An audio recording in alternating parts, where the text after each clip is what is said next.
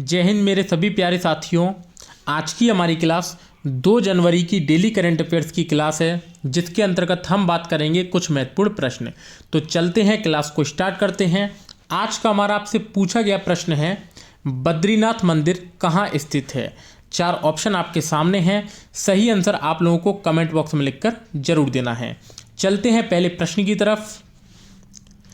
आज का हमारा पहला महत्वपूर्ण क्वेश्चन है दोस्तों, हाल ही में किस कैबिनेट मंत्री ने 100 दिवसीय पढ़ाई अभियान पढ़ें भारत का शुभारंभ किया है। धर्मेंद्र प्रधान, नरोत्तम मिश्रा, नरेंद्र सिंह तोमर, अशोक गहलोत। तो गाइस यहाँ पर हमारा सही आंसर हो जाएगा धर्मेंद्र प्रधान। अभी हाल ही में केंद्रीय शिक्षा एवं कौशल विकास मंत्री धर्मेंद्र प्रधान ने 100 दिवसीय पढ़ाई अभियान पढ़ें भारत अभियान का शुभारंभ किया है। ठीक है दोस्तों, तो याद रखना ये किसने किया है, तो केंद्रीय शिक्षा एवं कौशल विकास मंत्री धर्मेंद्र प्रधान ने। दोस्तों ये जो अभियान है वो छात्रों के सीखने के स्तर में सुधार लाने की दिशा में एक महत्वपूर्ण कदम है। और ये जो अभियान है वो 100 दिनों का है। ये 1 जनवरी 2022 से शुरू हुआ है। 1 जनवरी 2022 से इसकी शुरुआत हुई है और 10 अप्रैल 2022 तक इसके 100 दिन पूरे हो जाएंगे। ठीक है, और इस अभियान में कक्षा 8वीं तक के बच्चे भाग ले सकते हैं। कितने? कक्षा 8वीं तक के बच्चे दोस्तों भाग ले सकते हैं। तो ये वाली बात है, हमें इस क्वेश्चन में अच्छे से याद रखनी है। चलते हैं नेक्स्ट क्वेश्चन की तरफ। अगला महत्वपूर्ण क्वेश्चन है गाइस, हाल ही में किस राज्य सरकार ने निजी क्षेत्रों में अपने यहाँ 75% आरक्षण देने की व्यवस्था लागू कर दी है। गुजरात, झारखंड, मध्य प्रदेश या केरल। तो गाइस यहाँ पर हमारा सही आंसर हो जाएगा झारखंड। अभी हाल ही में झारखंड में निजी क्षेत्र में होने वाली नियुक्तियों में स्थानीय लोगों को 75% आरक्षण देने की व्यवस्था अब लागू हो गई है। तो दोस्तों स्थानीय लोगों को अब 75% आरक्षण देने की व्यवस्था लागू कर दी है झारखंड की सरकार ने। यह आरक्षण लागू होने के बाद अब राज्य के निजी क्षेत्र की प्रत्येक कंपनी को 40,000 रुपये तक के वेतन व मजदूरी वाले पदों पर 75% स्थानीय उम्मीदवारों को बहाल करना होगा। ठीक है गाइस, तो 40,000 रुपये तक के जो वेतन मिलता है, 40,000 रुपये तक का जो वेतन है वह मजदूर वाले जो पद हैं उन पर स्थानीय लोगों को नियुक्त करना होगा। कितना परसेंट? 75% आरक्षण दिया गया है। ठीक है दोस्तों, तो ये सारी बातें आपको इसमें याद रखनी है। चलते हैं नेक्स्ट क्वेश्चन की तरफ। अगला महत्वपूर्ण क्वेश्चन है, हाल ही में अंडर 19 एशिया कप का विजेता कौन सा देश रहा है। भारत, चीन, जापान, ईरान। तो दोस्तों यहां पर हमारा सही आंसर हो जाएगा भारत। अभी दोस्तों हाल ही में जो अंडर 19 एशिया कप का विजेता कौन रहा है, तो वो रहा है भारत। और भारत ने इसमें श्रीलंका को फाइनल मैच में 9 विकेट से हराया है। कितने विकेट से? 9 विकेट से हराया है। और इसी के साथ में भारत ने लगातार तीसरी बार ये कप जीत लिया है। और यदि हम ओवरऑल बारे में बात करें तो ओवरऑल 8वीं बार अंडर 19 एशिया कप भारत ने जीत लिया है। यदि दोस्तों हम ओवरऑल बात करें तो 8वीं बार भारत ने ये कप जीता है और लगातार तीसरी बार जीता है। तो दोनों चीजें हमें इसमें याद रखनी है। ठीक है, चलते हैं नेक्स्ट क्वेश्चन पे। अगला क्वेश्चन है दोस्तों, हाल ही में किस देश ने अपने यहां राष्ट्रगान में एक शब्द का बदलाव किया है। Mexico, Spain, Australia, Iran. तो यहां पर हमारा सही आंसर हो जाएगा दोस्तों ऑस्ट्रेलिया। दोस्तों अभी हाल ही में ऑस्ट्रेलिया ने अपने राष्ट्रगान की दूसरी पंक्ति में एक शब्द को बदल दिया है। और वो शब्द क्या है वो दोस्तों मैं आपको भी बताने वाला हूं। तो दोस्तों राष्ट्रगान की दूसरी पंक्ति है उसमें क्या कहा गया है, for we are young and free. क्या? 4 we are young and free. तो दोस्तों इसमें इन्होंने एक शब्द को बदला है। वो क्या बदला है? यंग शब्द को बदल दिया है और इसके स्थान पर इन्होंने इसको वन कर दिया है। क्या? वन कर दिया है। तो अब क्या हो जाएगा? 4 we are one and free. इसका अर्थ क्या है? तो इसका अर्थ था गाइस, हम युवा और स्वतंत्र हैं। 4 we are young and free, इसका मतलब है हम युवा और स्वतंत्र हैं। अब इसका अर्थ क्या हो गया? 4 we are one and free, तो इसका अर्थ है हम एक हैं और स्वतंत्र हैं। क्या? हम एक हैं और स्वतंत्र हैं। तो ये दोस्तों एक बदला हुआ है। कहां पर? ऑस्ट्रेलिया में। ठीक है, तो ये बात हमें यहां पर याद रखनी है। चलते हैं नेक्स्ट प्रश्न की तरफ। अगला क्वेश्चन है दोस्तों, हाल ही में बांग्लादेश के नए मुख्य न्यायाधीश कौन बन गए हैं? जमील अहमद खान, हसन फोएज सिद्दीकी, मोहम्मद अहमद खान या इनमें से कोई नहीं। तो यहां पर हमारा सही आंसर हो जाएगा हसन फोएज सिद्दीकी। तो हाल ही में बांग्लादेश के नए चीफ जस्टिस कौन बन गए हैं? हसन फोएज सिद्दीकी। दोस्तों ये देश के 23वें मुख्य न्यायाधीश बन गए हैं। 23वें मुख्य न्यायाधीश बन गए हैं और इन्हें शपथ किसने दिलवाई है? तो राष्ट्रपति एम अब्दुल हमीद ने इनको हाल ही में शपथ दिलवाई है। किसने? राष्ट्रपति एम अब्दुल हमीद। तो ये हमें याद रखना है कि ये यहाँ के राष्ट्रपति हैं। यहाँ के प्रधानमंत्री कौन हैं? तो शेख हसीना यहाँ की प्रधानमंत्री हैं। ठीक है, और बांग्लादेश की राजधानी क्या है? ढाका। तो ये सारी बातें हमें यहां पर याद रखनी है। तो बांग्लादेश के नए मुख्य न्यायाधीश कौन बन गए हैं? हसन फोएज सिद्दीकी 23वें नंबर के हैं, एम अब्दुल हमीद राष्ट्रपति, शेख हसीना प्रधानमंत्री। दोस्तों ढाका से एक प्रश्न बनता है कि मुस्लिम लीग की स्थापना कहां पर हुई थी? मुस्लिम लीग की स्थापना कहां पर हुई थी? ये आपको कमेंट बॉक्स में लिखकर जरूर बताना है, और किसने की थी और कब की थी ये भी आपको बताना है। ठीक है, चलते हैं नेक्स्ट क्वेश्चन पे।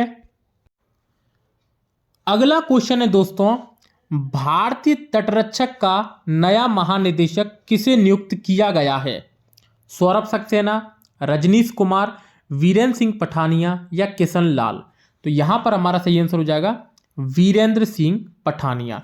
अभी हाल ही में इंडियन कोस्ट गार्ड के नए महानिदेशक कौन बन गए हैं?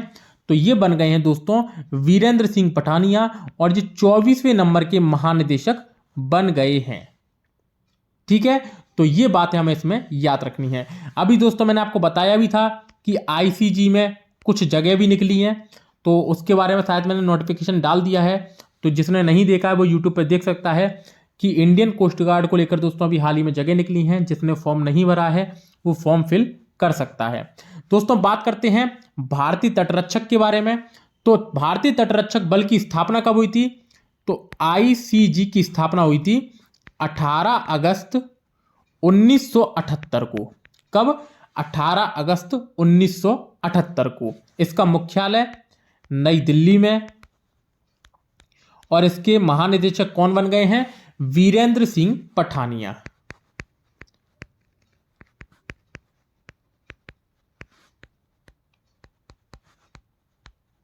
ठीक है गाइस, तो ये बात हमें इसमें याद रखनी है। चलते हैं नेक्स्ट क्वेश्चन की तरफ। अगला क्वेश्चन है, प्रधानमंत्री नरेंद्र मोदी ने मेजर ध्यानचंद खेल रत्न विश्वविद्यालय की आधारशिला कहां रखी है? मेरठ, सूरत, देहरादून, इनमें से कोई नहीं। तो यहां पर हमारा सही आंसर हो जाएगा मेरठ।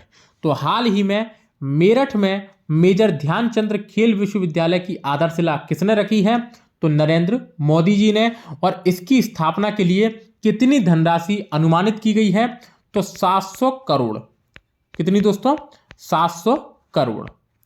ठीक है, तो ये बात दोस्तों आपको इसमें याद रखनी है।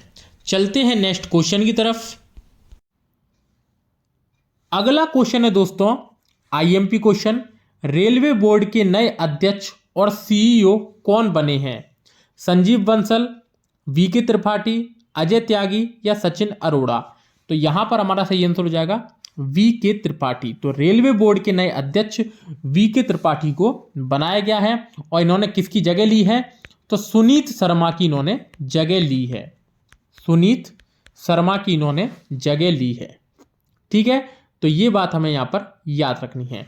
इसके अलावा यदि हम रेलवे के बारे में बात करें तो इंडियन रेलवे की स्थापना 16 अप्रैल 1853 में की गई थी।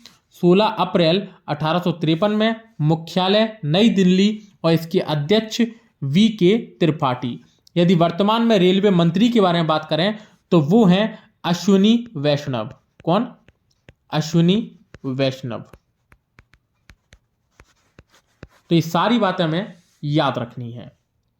चलते हैं नेक्स्ट क्वेश्चन की तरफ। अगला क्वेश्चन है दोस्तों, 1 जनवरी 2022 को रक्षा अनुसंधान एवं विकास संगठन ने अपना कौन सा स्थापना दिवस मनाया है? 65वां, 66, 64, 63? तो यहां पर हमारा सही आंसर हो जाएगा 64वां। तो अभी हाल ही में 1 जनवरी 2022 को डीआरडीओ ने अपना 64वां स्थापना दिवस मनाया है। दोस्तों DRDO defence research development organisation, जिसकी स्थापना 1958 में की गई थी। इसका मुख्यालय नई दिल्ली में है और इसके अध्यक्ष हैं जी सतीश रेड्डी। जी सतीश रेड्डी। ठीक है गाइस, तो ये बात हमें यहां पर याद रखनी है। इसका यदि हम ध्येय वाक्य के बारे में बात करें तो बलस्य मूलम विज्ञानम। तो ये बात भी हमें यहां पर याद रखनी है। चलते हैं नेक्स्ट क्वेश्चन पे। अगला क्वेश्चन है गाइस, बारबाडोस में भारत के नए उच्चायुक्त कौन नियुक्त हुए हैं? S Balachandran, doctor VL Indira, Nirmal Chandra Vij, इनमें से कोई नहीं? तो यहां पर हमारा सही आंसर एस बालचंद्रन हो जाएगा। क्या? एस बालचंद्रन हो जाएगा। ये भारतीय विदेश सेवा में 1988 बैच के अधिकारी हैं। ठीक है गाइस, तो ये कहां के नए उच्चायुक्त बने हैं? बारबाडोस की। यदि बारबाडोस के बारे में बात करें तो इसकी राजधानी ब्रिज टाउन है। आईएमपी क्वेश्चन है ये, ब्रिज टाउन है। यहां की मुद्रा बारबाडोस डॉलर और यहां के राष्ट्रपति हैं डेम सेंड्रा। कौन? डेम सेंड्रा यहां के राष्ट्रपति हैं। ठीक है, तो ये बातें दोस्तों हमें यहां पर याद रखनी है। अब चलते हैं दोस्तों, कल के करंट के क्वेश्चनों का रिवीजन कर लेते हैं। पहला क्वेश्चन, कितने भारतीय भाषाओं के लेखकों को साहित्य अकादमी पुरस्कार? तो 20। नेक्स्ट क्वेश्चन, आईटीबी के महानिदेशक सशस्त्र सीमा बल। Next question, ministry of environment forest and climate change में वन महानिदेशक और विदेश सचिव चंद्र प्रकाश गोयल। नेक्स्ट क्वेश्चन, पंकज शर्मा किस देश में भारत के अगले राजदूत? मैक्सिको। एनडीबी का सदस्य बना है चौथा कौन सा? मिस्र। टोटल 9 हो चुके हैं, 5 पहले के, 4 इस साल बन गए हैं। कितनी महिला खिलाड़ियों को अंतर्राष्ट्रीय क्रिकेट परिषद की T20 खिलाड़ी पुरस्कार के लिए? 4। नेक्स्ट क्वेश्चन, उत्तर प्रदेश सरकार ने झांसी रेलवे स्टेशन का नाम बदलकर वीरांगना लक्ष्मीबाई रेलवे स्टेशन कर दिया है। भारतीय मूल के कितने व्यक्तियों को ऑर्डर ऑफ कनाडा सम्मान से सम्मानित किया गया है? 3। नेक्स्ट क्वेश्चन, उत्तर प्रदेश के नए मुख्य सचिव कौन बन गए हैं? दुर्गा शंकर मिश्रा। भारत के उपराष्ट्रपति एम वेंकैया नायडू ने डॉक्टर वीएल दत्त जो पुस्तक है विमोचन किया है। इस पुस्तक को किसने लिखा है? तो डॉक्टर वीएल इंदिरा ने। और कल का हमारा आपसे पूछा गया प्रश्न है, पिछोला झील किस राज्य में स्थित है? राजस्थान, महाराष्ट्र, गुजरात, इनमें से कोई नहीं? तो यहां पर हमारा सही आंसर हो जाएगा राजस्थान। तो दोस्तों राजस्थान के उदयपुर में प्रसिद्ध पिछोला झील स्थित है। ठीक है गाइस, तो ये हमें यहाँ पर याद रखना है, महत्वपूर्ण क्वेश्चन है। तो यदि दोस्तों वीडियो आपको अच्छी लगी हो तो वीडियो को लाइक कर देना, वीडियो को ज़्यादा से ज़्यादा शेयर करना ना भूलें और आपने यदि अभी चैनल को सब्सक्राइब नहीं किया है तो चैनल को सब्सक्राइब कर लें। पीडीएफ के लिए टेलीग्राम चैनल की लिंक नीचे डिस्क्रिप्शन में दी गई है। इसके अलावा यदि धाकड़ कॉम्बो क्लासेस को भी आप वहां पर सर्च करोगे तो उसको भी आप ज्वाइन कर सकते हैं। दोस्तों, टेलीग्राम चैनल को ज्वाइन करना बहुत जरूरी है, क्योंकि अभी हाल ही में जो हमारा एमपी पुलिस का बैच चल रहा है, जो एमपी पुलिस में जो अपन टारगेट बैच को लेकर चल रहे हैं, उसमें जितनी भी बातें मुझे बतानी होती है तो मैं टेलीग्राम चैनल के थ्रू ही बताता हूं। ठीक है गाइस, तो यदि जिसने भी सब्सक्राइब नहीं किया उसको, तो वो उसको सब्सक्राइब कर ले। फिर मिलते हैं दोस्तों कल नेक्स्ट क्लास में, तब तक के लिए धन्यवाद।